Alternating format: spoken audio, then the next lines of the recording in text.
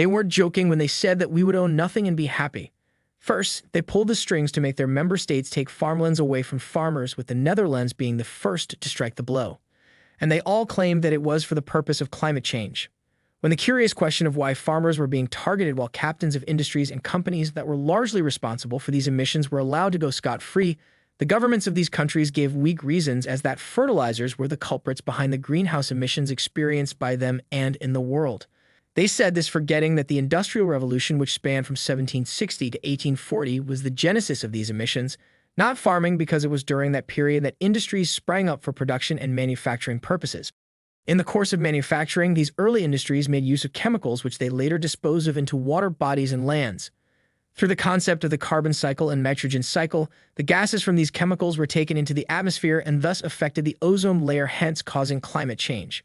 And despite the hazards which these early industries presented with their operations, none of the modern-day industries have really done much to prevent chemical dumping and emissions.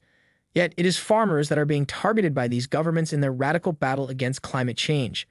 This begs the question of whether these governments and their puppet master, the World Economic Forum, really have as their true intentions the aim to prevent climate change and restore normalcy to the climate, or if they have an ace up their sleeves.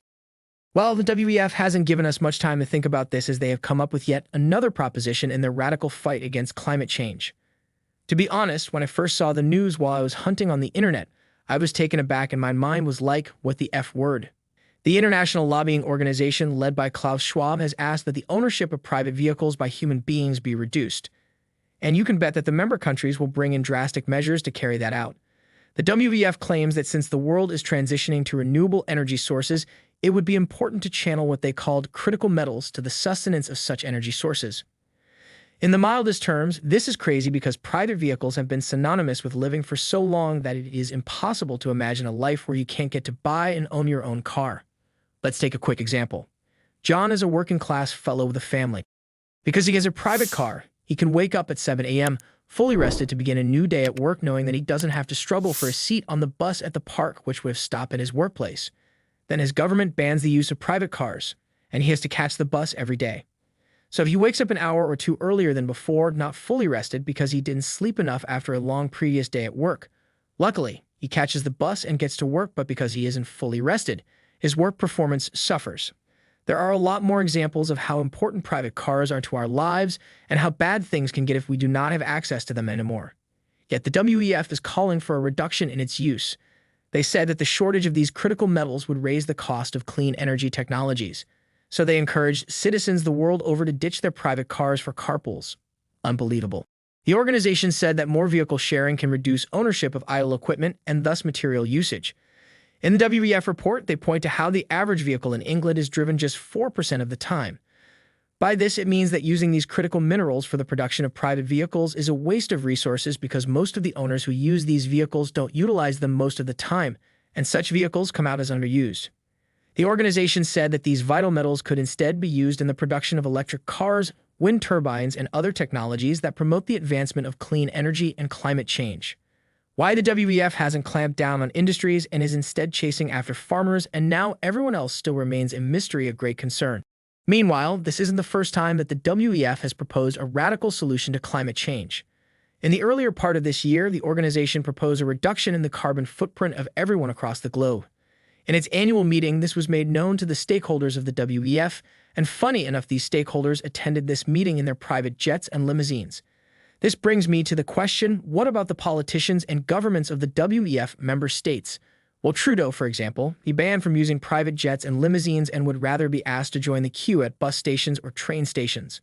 Of course, we know how our Canadian Prime Minister loves to travel in his private jets, where he gets to consume whatever amount of alcohol he wants without the public getting wind of it. If politicians like Trudeau can be allowed to keep private jets that burn a lot of diesel, why can't the working class people keep their cars that run on petrol? Injustice is something that should not be tolerated, and if that as much as plays out with this new WEF proposition, it should be heavily fought against, because we cannot allow our lives to be controlled by a bunch of power-hungry capitalists who meet in Davos.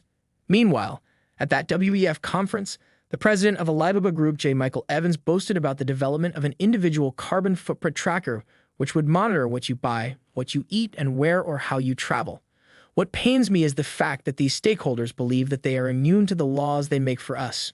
One of the big questions, and this was one that people were asking me before I even got here to Davos, is how do all of these wealthy elites justify flying here on their private jets, getting into their limos, and then lecturing us all about climate change? You may have seen a video clip I took just on a whim a couple of days ago of all the limos backed up for hundreds and hundreds of meters as all the VIPs in their private cars tried to get into Davos. Well, the private jets are, again, no exception to the rule here in what's happening. And then we continue on and have the fundamental question of what is it they actually want.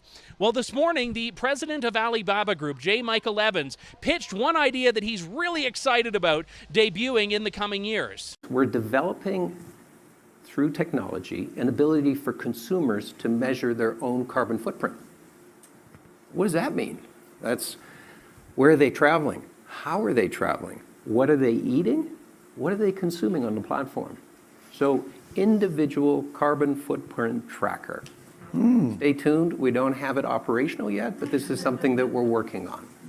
So right there we have it, an app that you can use that will track your carbon footprint, where you travel, how you travel, what you eat, what you buy. But again, this is just for eco-conscious consumers, he's saying. This is for people that want to do it. Well, sure, maybe there are a few people that want to do that, but we're talking about Alibaba, a company with very deep ties to the Chinese regime, a social credit state. Social credit not just being a government program, but something that also influences what is the so-called private sector there. So do we really trust that data in the hands of a company like Alibaba or anyone? But that's the whole thing. These people are talking about it as though you and I are the problem. I've never been on a private jet in my life, so my carbon footprint isn't near what it is for the Davos elites. I ran into earlier the World Economic Forum's head of climate, a fellow Canadian, and I wanted to ask her about this. I'm just wondering what the global emissions are for this conference. Like, does the WEF tell people to not take private jets here? I'm sorry, guys. I'm on my way. Well, it was a very short clip. As you can see there, she didn't really want to answer the question. She said she didn't have time, but it was yes or no. Does the WEF tell its attendees not to travel here by private jet? That seems like at the very minimum, if nothing else, something Davos attendees could agree to do without. On the part of Trudeau's corrupt and lying Liberal government, there is a push to put more electric cars on the roads in Canada.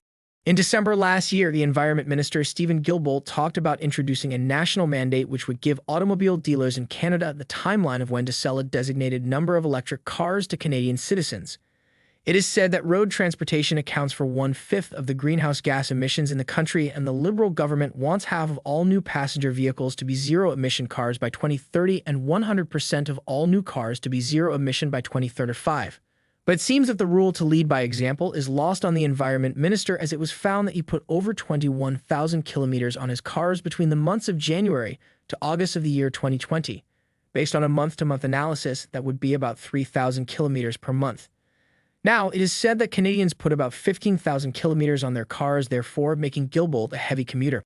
But this isn't what he preached ahead of the 2019 elections. Then he told a Quebec radio station that he would try to avoid using a car for work. He said that he has never needed to have a car. He said that he understood that there are requirements when one is in a practice. It remains to be seen whether or not this proposition of the WEF will come to fruition. I hope it doesn't, but if in the unfortunate case that it does, it should affect everyone.